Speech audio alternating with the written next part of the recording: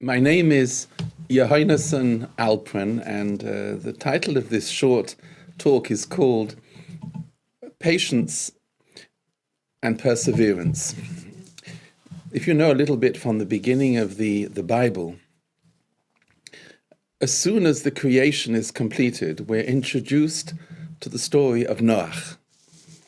Noach was a righteous man who lived in an extremely corrupt and evil society. And he was given a mission which would last 120 years. He was told to build an ark, 300 amas, cubits by 50 by 30, not smaller and not bigger. And he was told it would take over 100 years, 120 years to build, and every day he knocked in another nail and he just carried on in his mission. Straight after the creation, we're told of this remarkable story. There must be a message that the Torah is trying to tell us here. The challenge which Noach faced must have been very daunting. He was told that he would have to collect from every clean animal, which we would call a kosher animal, 7 males and 7 females, and from an unclean animal, like for example a lion or a giraffe, or a hippopotamus, 2 of each, and provide food for a year. Now, there is in America an organization called the National Center of Science and Education, and led by a person called Robert Moore. And he once did a whole dissertation on, he called it the impossible voyage of Noach. And he explained that an elephant eats over 300 pounds of hay a day. Hippopotamus eats between 80 and 100 pounds. A walrus consumes over 40 pounds of fish, and a lion consumes over 16 pounds of meat. Now, Noach was an ingenious man with a tremendous amount of insight and understanding of human nature. And how could he possibly continue in this mission? And yet every day he knocked another nail in, and he continued with his work, and people came and scorned him and laughed at him and cursed him and said, "You will be the first to drown." And he kept on going in his mission and explained to them that the Almighty will bring a deluge, a flood, and the world will go under, and no one listened to him. And if you remember the song which children sing, Noach was a good man, a good man, a good man, and everyone around was wicked. And he carried on. It's unbelievable perseverance. He must have thought to himself that, how can I possibly provide the means for these animals and food for a year? For a hippopotamus, for a lion, for a giraffe? And besides which, the living conditions in this report, which this National Center of Science Education came out with, I remember reading it. They explained, for example, if an elephant or a hippopotamus don't bathe regularly, then they get diseases. They must have the right humidity in the air. Squirrels need trees. A platypus needs water in which to soak itself in. And how can you put a bird with a long beak in a cubicle? And all these complicated points of how to house all these animals. But he carried on. And the Torah actually says in the beginning of Parshas Noach, in the Parsha, in the Torah, Vayas Noach k'chol asher tzivo Hashem osoi kein oso. The greatness of Noach was that he did all that he was told, and he persevered. He had tremendous patience to persevere. Take another example, which always is, I found extremely attractive, is Yisro, who was the father-in-law of Moshe Rabbeinu. At an early age, he became, I suppose we could call him something like the emeritus Pope, the world authority of all religions. He was a remarkable person have a great ability. He had great knowledge of all religions of the world. He'd seen it all and practiced it all. On that basis, he was asked to join a convention, which Pharaoh had called. The other people were Eiv and Bilam, to settle the final solution of the Jewish problem, to find a way that the Jews were taking over Egypt and almost overcoming the land. On that basis, he was delegated in order to come to some decision of how we're going to solve the Jewish problem. We learn that Yisro heard about it and ran away. He wasn't interested. But he was at that convention. And despite having been brought in and being given all the details of what Pharaoh wanted to do, let's deal wisely with them, says the Torah, he gave it all up. He gave up his prestige. He gave us his position. He ran and joined the Jewish people later in life in the wilderness, and he threw it all up in order to remain by what he believed was the truth, to join the Jewish nation in the wilderness. I want to give you almost a corollary of what Yisro did, and then you'll appreciate what sort of perseverance this man had. In January 1942, Hitler called a convention in a mansion called Wannsee, which was going to solve eventually and sort out the Jewish problem a later day, Pharaoh.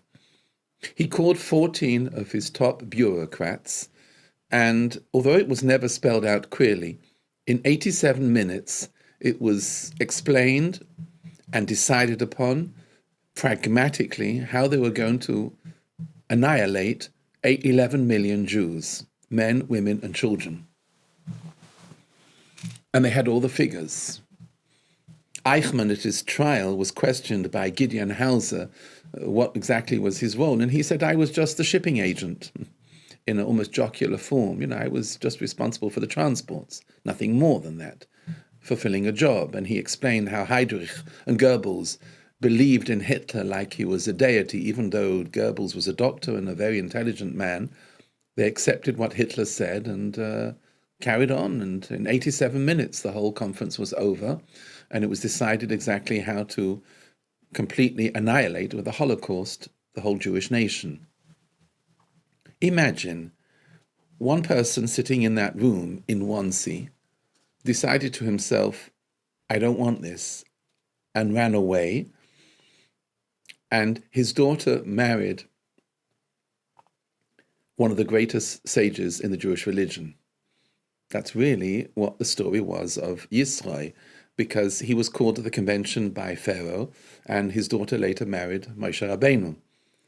We see, therefore, that there was tremendous perseverance to pursue the truth at all ends and not to give in. And that was the greatness of Yisro. I'd like to take another example, which was always, for many, many years, I found just fascinating, is the story of Moses Montefiore.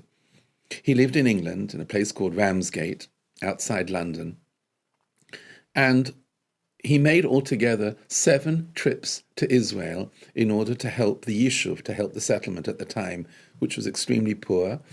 And he did everything he possibly could in order to encourage and look after the settlement in Israel.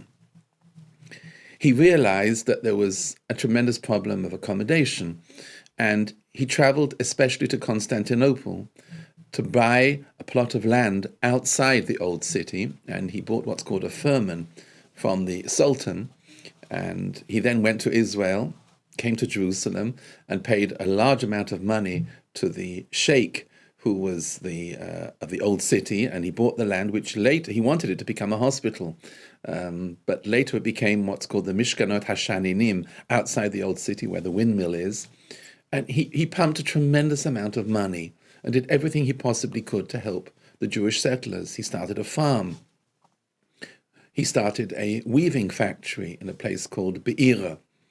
He did everything he could. There was a fund at the time which was called the Amsterdam Fund, which was a great deal of money was set up to help the settlers in Israel by a man called Judah Turo, who was a Jew who lived in New Orleans, who had left a great deal of money from, he had a shipping company on the Mississippi to help the settlers in Israel. And later, Moses Montefiore managed that fund, and he organized that the money should go to the Yishuv, and he had regular contact with Reb Shmuel Salant and the other settlers in order to help them out. But he traveled backwards and forwards all the time, which in those times was not a flight of 5 or 6 hours. It took months to arrive, and he was an old man. Actually, in his last trip, when he came to Israel, he was over 90, and he arrived at Jaffa port, and as he got off the boat, he broke his leg, and he was carried around like a monarch from place to place, and he helped people, and he was almost obsessed with helping the Jewish settlers.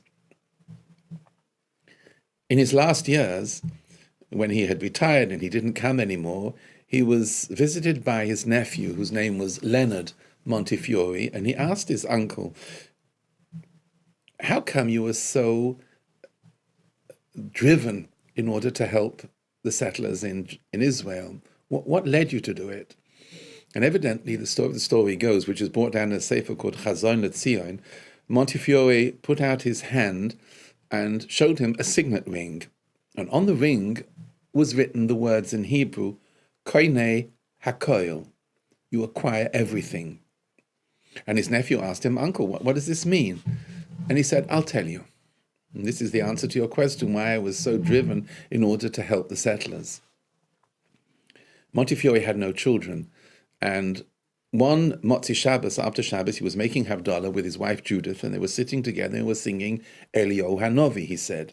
And we sang it with great gusto, and I turned around and said to my wife, one day we have to go to Israel and see the place where Elio Hanovi was and Har HaKarmel, and we have to go to places and see the sights as a tourist in Jerusalem.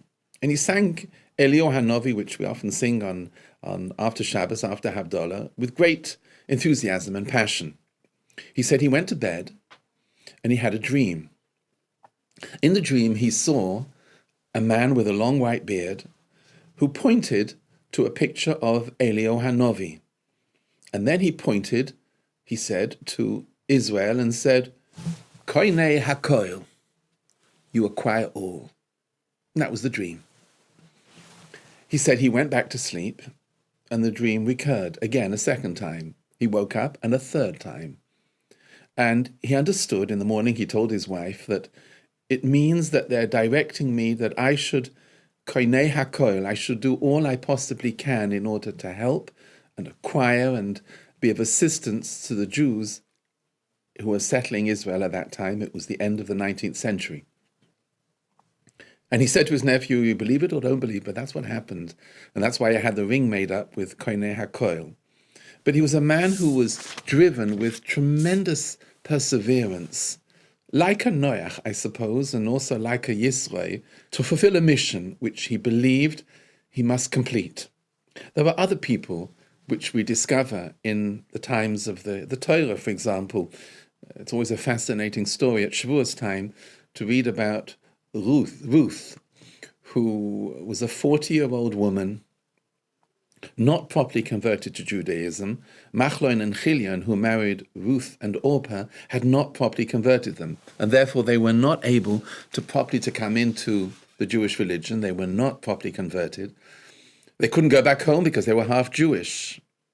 No husband, no money, no future. Naomi, the mother-in-law, turned round and said to the two of them, go home, I have nothing for you. Halohein to Sabena, are you going to wait? I have nothing for you. And eventually, Orpah left and Ruth stayed.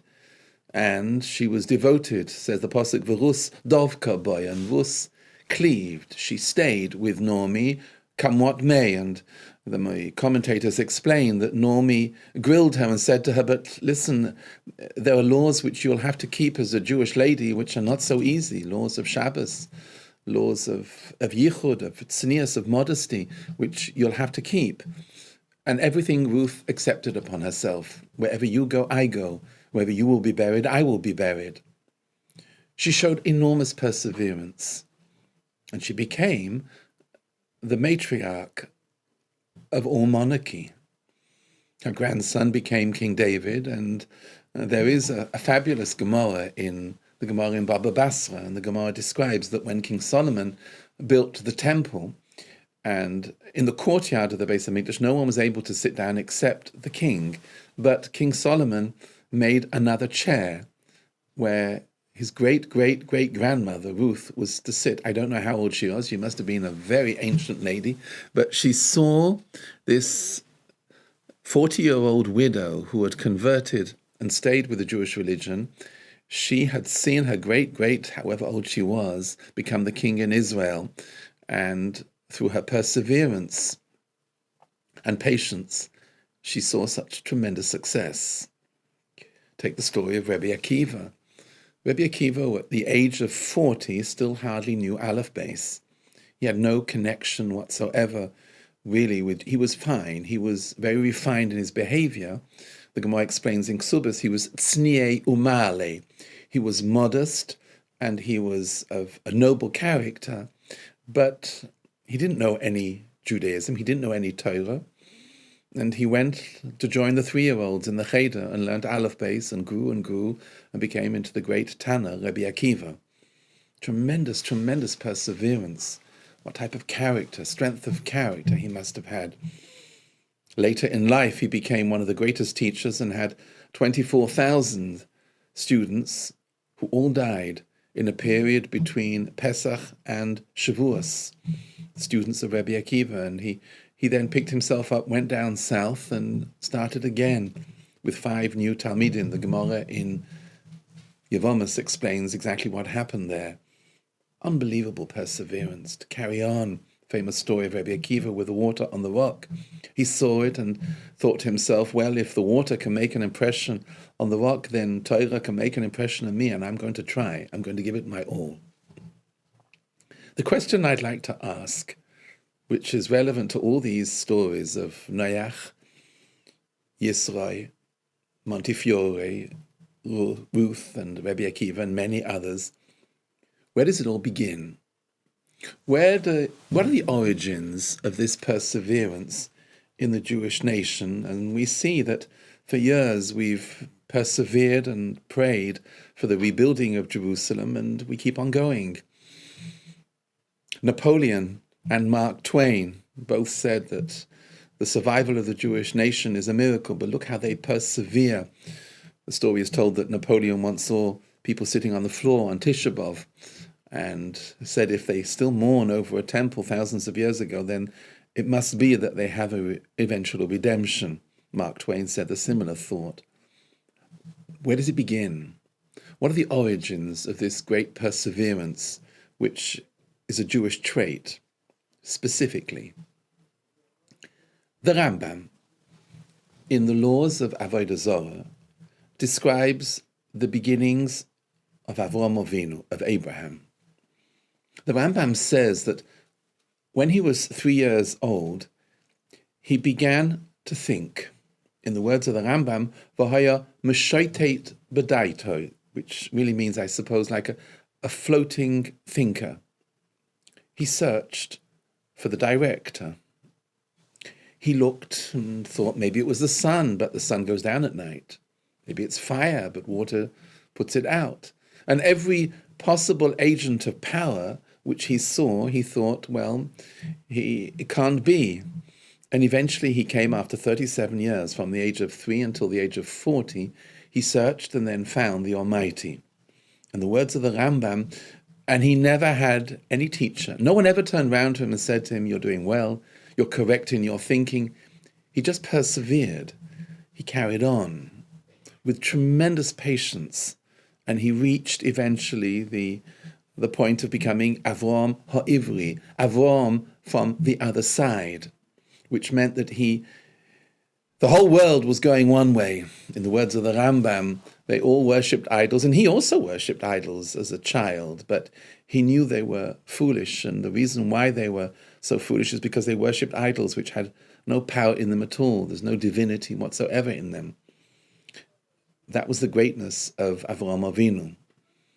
What I'd like to suggest is that this trait of persevering and trying begins in the sources of the Jewish nation, which is, in reality, Avraham Avinu, the first Jew. This ability to persevere and to carry on, that is what Ruth did. That's what Reb Akiva did. I believe that's also the trait of Montefiore, meaning the ability to continue, and with great patience and pursue until the end.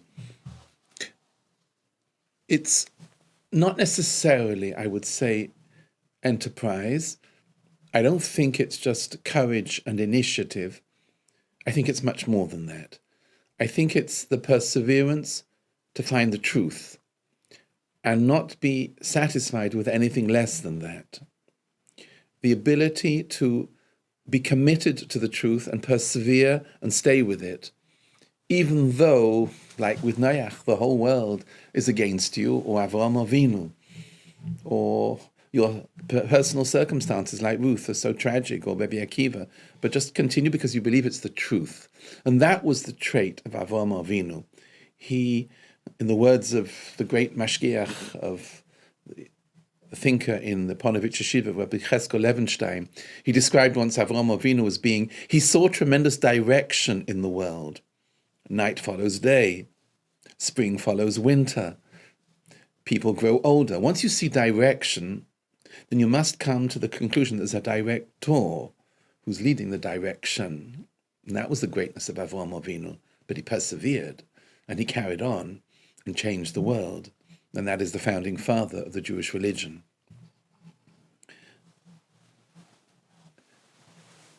Our prayers are initiated from the Anshe Knesset HaGdolah, the men of the Great Assembly. Shemona Esrei, the 18 brachas which we say every single day, begin with Ata Chonein La'odam Das. You grant man knowledge, intelligence, understanding, initiative. That's the first of our requests 3 times a day during the week when we pray to the Almighty. We ask for Das. Let me explain what it means. There are 3 aspects of intelligence: Chochmah, Bina, and Das. Chochmah means the facts, the knowledge, the awareness. This is kosher, this is not kosher. This I can do on Shabbos, this I can't do on Shabbos. This is something that I must do, a mitzvah, and this is something that I must not do. It's an aveira. That's chokhmah, the awareness, the knowledge. Bina is the understanding from one thing to another, to be able to compare and contrast. And that's an analysis, for example, of everyday events that you learn, you develop the thought, and you understand from one halacha to another, from one precept to another. Das is the ability to apply it all. We ask the Almighty that Chonein Hadas, grant us knowledge, the ability to apply all that we know and all that we understand. That's what we ask for. And that, I believe, includes the perseverance in thought, to carry on and be driven towards the truth, come what may. And that's a Jewish trait, I believe, which we see in these personalities, especially in Ruth, Reb Akiva, and Montefiore, and Yisro, who later converted. You might be thinking that this is perhaps ancient history, that these people lived hundreds of years ago and maybe not relevant to our times. I'd like to describe an incident that happened to me several years ago. I live in Jerusalem, and I was having breakfast with my wife, and there's a knock on the door, and a young boy standing at the door said that he understood that I come from a certain city in England. He also comes from that city. And he'd like to share with me how he comes to be learning Torah in Jerusalem. He came in and he told me this is what his history was. He said at the age of 17, he went to a funeral of an aunt, and he saw that they were doing things and saying things which he had no idea what they were talking about. He turned around to another aunt who was there at the funeral by the grave and said, what are they saying here? What does this mean? And the aunt turned round and let the cat out of the bag and said, well, this is what they do at a Jewish funeral. To which he was amazed. And he said, who said anything about being Jewish? This was the first he ever heard that he was Jewish. He always thought he was Catholic. He went back home and asked his parents, I didn't know I was Jewish. They were horrified. They said, who told you? They were extremely upset. And they said, forget about it. It doesn't matter. It's not important. Just forget that you're Jewish. He couldn't. He went to the library daily after school and took out the Encyclopedia Britannica. He read in the Encyclopedia Britannica, which was like his code of Jewish law, he didn't know anything else, that Jews eat only kosher food. He didn't know what kosher meant, but he understood from what he learned that there were laws of meat and milk, and so he decided the best thing I can do is to become a vegetarian, which he did. He told his parents, I've decided to become vegetarian. So they said they left him. He read that Jews rest on Saturday, so he stayed in bed the whole day. He didn't know what else he had to do. What does it mean, resting?